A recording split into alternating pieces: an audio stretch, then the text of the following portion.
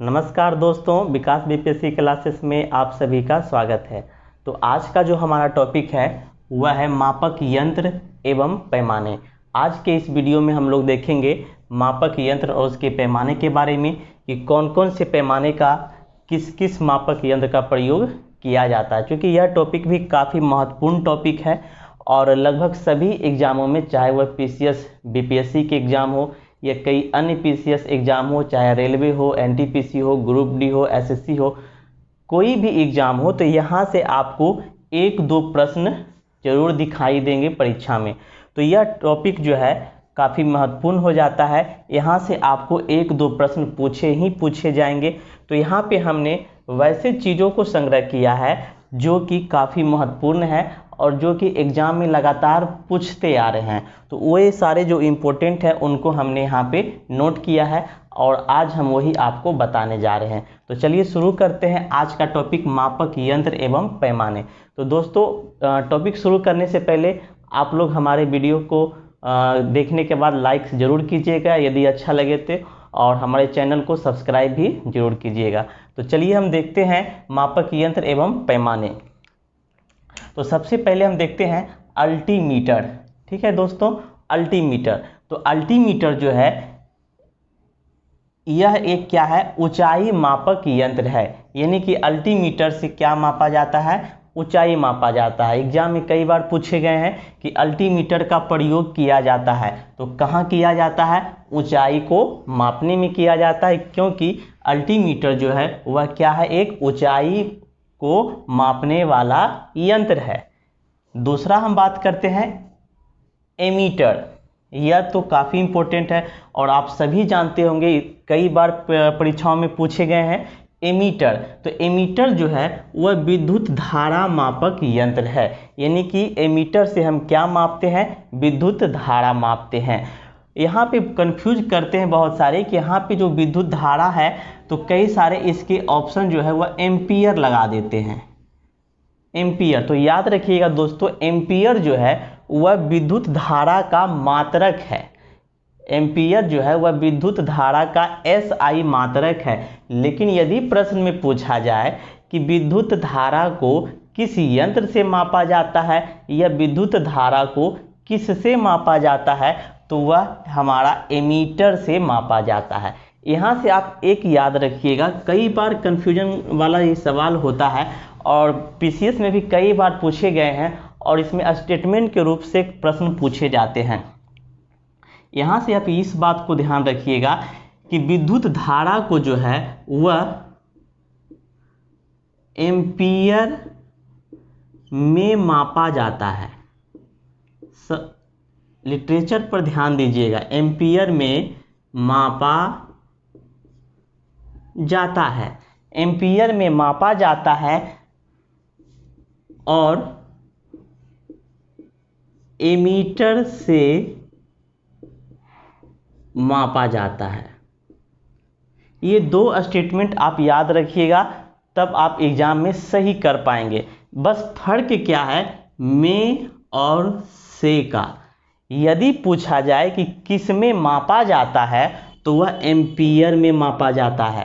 यानी विद्युत धारा का जो हम मापन करते हैं वह एम्पियर में करते हैं। लेकिन जैसे ही प्रश्न में अगर से पूछा जाए, किससे मापा जाता है, यानी कि हमारा कोई इंस्ट्रूमेंट के बारे में पूछ रहा है कि कौन से इंस्ट्रूमेंट से मापा जाता है, तो वह इंस्ट्रूमेंट हमारा होगा एमीटर। तो यहाँ से याद रखिएगा आपकी विद्युत धारा को एम्पियर में मापा जाता है और एमीटर से मापा जाता है। ठीक है, तो यहाँ से हमने देखा एमीटर यानी कि विद्युत धारा मापक यंत्र। तीसरा हम देखेंगे एनीमोमीटर। तो एनीमोमीटर जो है वह वायु वेग मापी यंत्र है। यानी कि एनीमोमीटर से हम वायु के वेग को मापते हैं। यह भी कई बार पूछे गए हैं। नेक्स्ट जो हमारा है वो है ऑडियोमीटर। ऑडियोमीटर से जो है वह ध्वनि की तीव्रता को मापा जाता है। अगला जो हमारा है वह है बैरोग्राफ। बैरोग्राफ जो है वह वायुमंडलीय दाब को मापा जाता है। अब यहाँ से ये देखिएगा कि बैरोग्राफ और बैरोमीटर, इससे भी वायुमंडलीय दाब को मापा जाता है। तो बैरोग्राफ और बैरोमीटर, दोनों का यूज जो है वह वायुमंडलीय दाब को मापने में किया जाता है। लेकिन अब दोनों में डिफरेंट क्या है कि बैरोग्राफ का यूज कब होता है और बैरोमीटर का यूज कब होता है।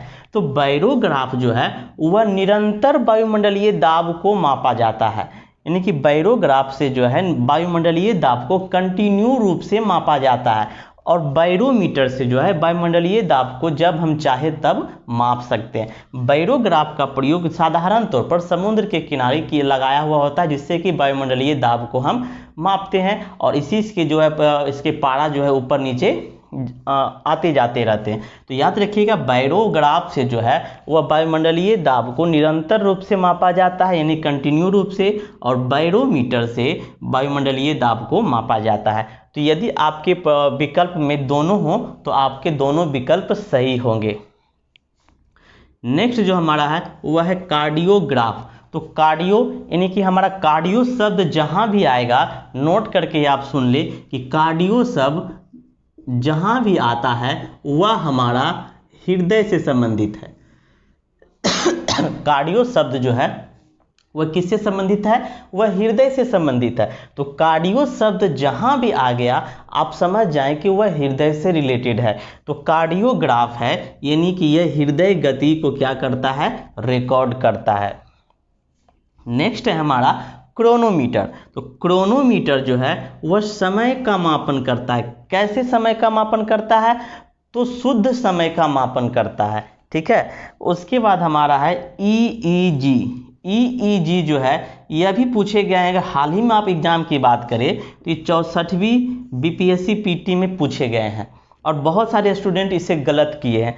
तो EEG जो है वह मस्तिष्क के गतिविधि को मापा जाता है। प्रश्न पूछे गए थे 64वीं BPSC PT में, मुझे अभी भी याद है क्योंकि मैंने भी वो एग्जाम दिया था, कि निम्नलिखित में से EEG किससे संबंधित है। विकल्प थे हमारे हृदय, मस्तिष्क, लीवर, वृक्क, इस तरह से विकल्प में थे। तो EEG जो है वह हमारा मस्तिष्क के गतिविधि से संबंधित है। यदि हम EEG की बात करते हैं तो इसका पूरा नाम ई से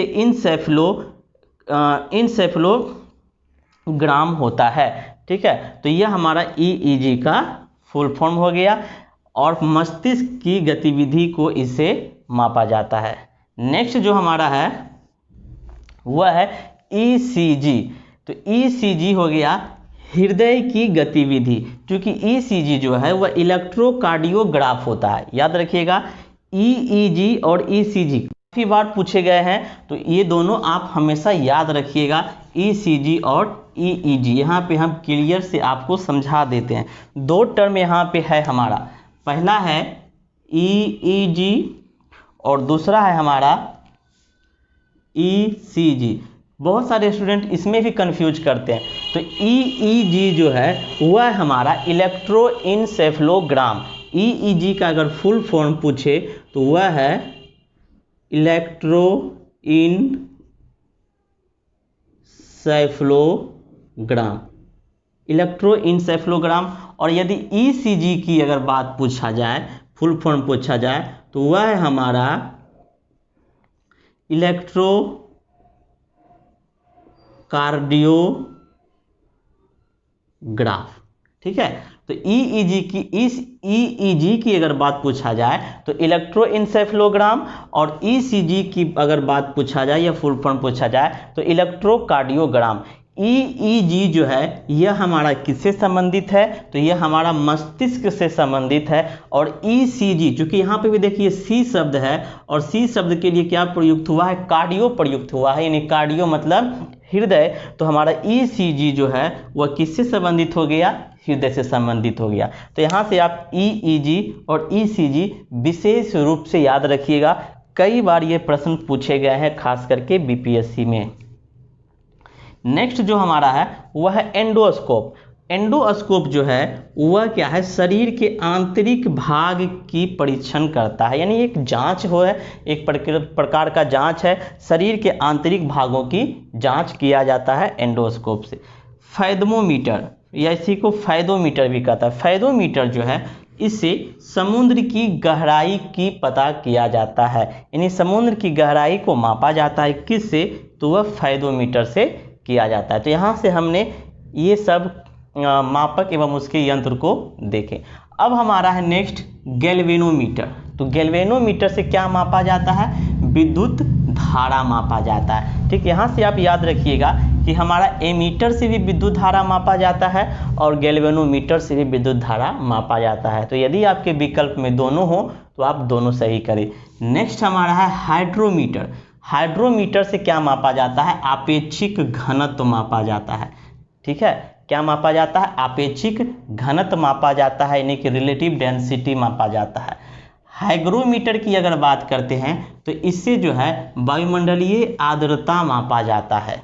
अब ये दोनों जो है ये भी काफ़ी महत्वपूर्ण हैं और ये दोनों भी कई बार प्रश्न में पूछे जाते हैं और लोग कंफ्यूज कर जाते हैं अक्सर हाइड्रोमीटर और हाइग्रोमीटर में, कि हाइड्रोमीटर को इसको समझ लेते हैं, इसको इसमें मिला देते हैं। तो इस तरीके से जो है हमारा प्रश्न जो है गलत हो जाता है। तो इसे भी हम देखेंगे और इसे भी आपको हम बताएंगे कि कैसे इसे भी याद रखा जाए आसानी से। तो पहला हमारा क्या है? हाइड्रोमीटर। पहला हमारा क्या है? हाइड्रोमीटर। ठीक है, और दूसरा हमारा क्या है? हाइग्रोमीटर। ठीक है, पहला हमारा हो गया हाइड्रोमीटर और दूसरा हमारा हो गया हाइग्रोमीटर। ध्यान दीजिएगा, काफ़ी बेहतरीन चीज़ हम आपको सिखा रहे हैं। इसके बाद आप कभी भी हाइड्रोमीटर और हाइग्रोमीटर में कंफ्यूज नहीं कीजिएगा, बिल्कुल कंफ्यूज नहीं कीजिएगा, ऐसा चीज़ हम बता रहे हैं। तो हाइड्रोमीटर और हाइग्रोमीटर। अब यहाँ पे आप गौर से देखिए कि हाइड्रोमीटर और हाइग्रोमीटर में किस चीज़ का डिफरेंट है। दोनों को आप अगर प्रोनाउंसिएशन कीजिए तो हाइड्रोमीटर हाइग्रोमीटर में दोनों में सिर्फ अगर डिफरेंट है प्रोनाउंसिएशन का तो वो हमारा इसमें ड्रो है और इसमें ग्रो है। ठीक है, इसमें ड्रो है, इसमें ग्रो है, बाकी सारा चीज़ सेम है। हाइड्रोमीटर हाइग्रोमीटर, यहाँ पे ड्रो का यूज किया गया है और यहाँ पे ग्रो का यूज किया गया है। बस अब इसी से हम पकड़ लेंगे कि किसके लिए क्या चीज़ का उपयोग किया जाता है। अब चूंकि यहाँ पे ड्र है यानी कि डी, ठीक है, और डी की अगर बात करें तो डी से हमारा क्या होता है? डेंसिटी। डी से क्या होता है? डेंसिटी, और डेंसिटी को हम लोग क्या कहते हैं? घनत्व कहते हैं। यानी कि हाइड्रोमीटर अगर आ जाए तो आप समझ जाइए कि यहाँ पे ड्र है यानी कि डी है और डी यानी कि डेंसिटी यानी कि घनत्व। तो हाइड्रोमीटर आपको जहाँ दिखे आप आपेक्षिक घनत्व में टिक करें। और जब ये आपको याद है तो हाइग्रोमीटर तो आपको याद हो जाएगा आराम से कि यह जो है हमारा क्या है? आर्द्रता है। ठीक है, क्या है? आर्द्रता। तो यहाँ से आई होप आपको ये चीज़ कन्फ्यूजन दूर हो गया होगा। नेक्स्ट हमारा क्या है? हाइड्रोफोन, यानी कि हाइड्रोफोन। तो हाइड्रोफोन क्या करता है कि जल के अंदर के ध्वनि को रिकॉर्ड करता है। हाइड्रोफोन, क्योंकि ये देखिए हाइड्रो है तो हाइड्रो का मतलब ही आप समझ जाएं कि हाइड्रो मतलब होता है जल, तो जल के अंदर ध्वनि को रिकॉर्ड करता है। नेक्स्ट हमारा है, यह भी काफ़ी इंपॉर्टेंट है, वह है हमारा लैक्टोमीटर। लैक्टोमीटर से क्या होता है? दूध की शुद्धता तो मापा ही जाता है। बहुत सारे लोग जानते हैं कि लैक्टोमीटर से दूध की शुद्धता को मापा जाता है, लेकिन दूध की शुद्धता के साथ साथ दूध का घनत्व भी मापा जाता है। और बीपीएससी ने इस सवाल को पूछा और मैक्सिमम स्टूडेंट जो है इस सवाल को गलत कर बैठे, जानते हुए भी। क्यों गलत कर बैठे? क्योंकि हम लोग कोई भी अगर ऑब्जेक्टिव टाइप का बुक पढ़ते हैं, चाहे वो लुसेंट हो, स्पीडी हो, इस तरह का अगर बुक पढ़ते हैं तो वहाँ पे वन लाइनर के रूप में लिखा हुआ रहता है कि दूध की शुद्धता मापा जाता है और डॉट करके लिख दिया जाता है लैक्टोमीटर। लेकिन लैक्टोमीटर से दूध की शुद्धता तो मापा ही जाता है, उसके साथ साथ दूध के घनत्व को भी मापा जाता है। बीपीएससी ने इस प्रश्न को कुछ इस प्रकार से पूछा था कि लैक्टोमीटर से मापा जाता है या लैक्टोमीटर का प्रयोग किया जाता है। विकल्प में था दूध की शुद्धता, दूध का घनत्व, पानी की शुद्धता, इस तरीके से विकल्प में था। और ई ऑप्शन भी हमारा मौजूद था, इनमें से कोई नहीं, इनमें से एक से अधिक। सारे स्टूडेंट फटाक से ए विकल्प देखे, दूध की शुद्धता, और वह टिक लगा दिए। लेकिन एनसीईआरटी में यह चीज़ साफ तौर पे लिखा हुआ है कि लैक्टोमीटर से दूध की शुद्धता के साथ साथ दूध का घनत्व भी मापा जाता है, और बीपीएससी इसकी आंसर जो है वह ई किया, यानी कि इनमें से एक से अधिक, और यह सही भी है, इसके प्रूफ भी हैं। आप चाहे तो गूगल पे, विकिपीडिया पे भी देख सकते हैं। नेक्स्ट हमारा क्या है, मोनोमीटर। मोनोमीटर क्या है, द्रव्य या गैसों का दाब को ज्ञात किया जाता है। ओडोमीटर, यानी कि ओडोमीटर क्या होता है कि वाहनों द्वारा जो इतनी डिस्टेंस तय की जाती है, यानी दूरी, वह उसको ओडोमीटर कहते हैं। हम लोग देखते हैं बाइक चलाते हैं या कार हो, कोई भी जो वाहन होते हैं उनमें एक मीटर लगा होता है, ओडोमीटर, जिसमें कि डिस्टेंस होता है कि इतनी किलोमीटर गाड़ी चली हुई है, 10,000 5,000, तो वही हमारा ओडोमीटर होता है। और इसके जरिए जो है किसी भी वाहन के द्वारा तय की गई दूरी को मापा जाता है। नेक्स्ट है हमारा पेरिस्कोप, और पेरिस्कोप जो होता है वह जल के भीतर पनडुब्बियों को पता लगाने में किया जाता है। नेक्स्ट है हमारा फोटोमीटर। फोटोमीटर से हमारा क्या होता है, प्रकाश की तीव्रता को मापा जाता है। अगला है हमारा पायरोमीटर। पायरोमीटर से अत्यधिक उच्च ताप को मापा जाता है, ठीक है। उसके बाद है हमारा रेन गेज। रेन गेज जो है उससे वर्षा का मापक किया जाता है। नेक्स्ट फिर है हमारा बहुत इंपॉर्टेंट एस्फिगैमेनोमीटर। एस्फिगैमेनोमीटर से ब्लड प्रेशर यानी कि रक्तचाप को मापा जाता है। फिर हमारा है नेक्स्ट, वह भी महत्वपूर्ण है, स्टेथोस्कोप से हृदय गति को सुनते हैं। स्टेथोस्कोप जो कान में डॉक्टर लोग लगाए रहते हैं और इस तरीके से जो है नाड़ी की आवाज़ सुनते हैं, तो वह हमारा स्टेथोस्कोप है, और इससे हम हृदय की गति को सुनते हैं। सोनार समुद्र के भीतर की वस्तुओं को परीक्षण करने में या देखने में उपयोग किया जाता है। तो ये तीनों भी हमारा यहाँ से काफ़ी महत्वपूर्ण है। एस्फिगैमेनोमीटर ब्लड प्रेशर, स्टेथोस्कोप हृदय गति, सोनार समुद्र के भीतर की वस्तुओं को देखने में। तो यहाँ से फिर एक यहाँ पे हमारा है पैरोहीलियोमीटर, और यह हमारा सोलर रेडिएशन यानी कि सौर का जो विकिरण होता है उसको मापा जाता है पैरोहीलियोमीटर से। यह प्रश्न भी बीपीएससी में पूछे गए हैं कि पैरोहीलियोमीटर से या सोलर रेडिएशन किसके द्वारा मापा जाता है, तो पैरोहीलियोमीटर से मापा जाता है। तो यहाँ से हम लोगों ने देखा कि विभिन्न प्रकार के मापक यंत्र एवं उसके पैमाने आपको नोट्स ग्रुप में दे दिए गए हैं। फिर भी अगर आप स्क्रीनशॉट लेना चाहते हैं तो आप इसके स्क्रीनशॉट ले सकते हैं, क्योंकि यहाँ पे वही सारी चीज़ बताए गए हैं जो कि एग्ज़ाम में पूछे गए हैं। ऐसा एक भी पॉइंट नहीं लिखा हुआ है जो कि एग्ज़ाम में नहीं पूछे गए। आप चाहें तो बीपीएससी या किसी भी परीक्षा के प्रीवियस क्वेश्चन अगर आप बनाते हैं तो 1 से 2 प्रश्न यहाँ से मिलना ही मिलना है, यह 100% एकदम डेफिनिट बात है। अब हम देखते हैं कुछ 10 के घात से भी प्रश्न पूछे जाते हैं, हालांकि ज़्यादातर तो नहीं पूछे जाते हैं पीसीएस में, लेकिन रेलवे में पूछे जाते हैं। तो इसे हम देख लेते हैं थोड़ा, 10 के घात को क्या कहते हैं। तो यदि 10 पे पावर -1 होता है तो उसे हम डेसी कहते हैं। 10 पे पावर -2 होता है तो उसे हम सेंटी कहते हैं। 10 पे पावर -3 को मिली कहते हैं। 10 पे पावर -6 को माइक्रो कहते हैं। 10 पर पावर -9 को नैनो कहते हैं, और 10 पे पावर -12 को पिको कहते हैं। 10 पे पावर -15 को फर्मी कहते हैं, और 10 पे पावर -18 को एटो कहते हैं। अब यहाँ से प्रश्न इस तरीके से पूछे जाते हैं कि निम्नलिखित में से कौन सबसे छोटे हैं। अगर आपसे प्रश्न पूछ दिया जाए कि निम्नलिखित में से कौन सबसे छोटे हैं, और विकल्प में आपको दे दिया जाए ए 10 पे पावर -6, बी 10 पे पावर -9, सी 10 पे पावर -15, और डी 10 पे पावर -18, और प्रश्न पूछा जाए कि निम्नलिखित में से कौन सबसे छोटे हैं, तो कौन सबसे छोटे होंगे। तो एक बात आप यहाँ से ध्यान रखिए कि यदि किसी संख्या पर, मान लीजिए हमारा ये 10 है और इस पे पावर अगर प्लस में है, ठीक है, इसमें पावर अगर प्लस में है तो जितना अधिक होगा वह संख्या उतना ही अधिक होगा। यानी पावर प्लस में जितना अधिक होता है उसका मान उतना ही अधिक होता है, और अगर माइनस में पावर हो तो माइनस में पावर जितना कम होगा उसका मान उतना ही अधिक होगा। ठीक है, जितना मान माइनस में पावर जितना कम होगा उसका मान उतना ही क्या होगा, अधिक होगा। जैसे अगर ये 10 पे पावर माइनस 6 की बात करते हैं तो यहाँ पे 10 पे पावर माइनस 6 जो है वह बड़ा होगा किससे, 10 पे पावर माइनस 18 से।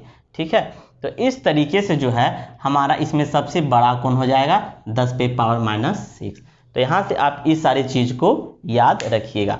तो आज का जो हमारा टॉपिक था मापक यंत्र एवं पैमाने, वह पूर्ण रूप से आपको महत्वपूर्ण बिंदुओं के साथ, महत्वपूर्ण पॉइंट के साथ कंप्लीट करवा दिए गए हैं। अगले वीडियो में फिर हम मिलेंगे नेक्स्ट टॉपिक के साथ। तो यदि आपको यह वीडियो अच्छा लगा है तो आप प्लीज़ लाइक ज़रूर कीजिएगा, क्योंकि हम लोगों के द्वारा इतना मेहनत किया जाता है। तो आप कम से कम एक लाइक हमारे वीडियो को ज़रूर दें। फिर मिलते हैं अगले वीडियो में नेक्स्ट टॉपिक के साथ, तब तक के लिए धन्यवाद।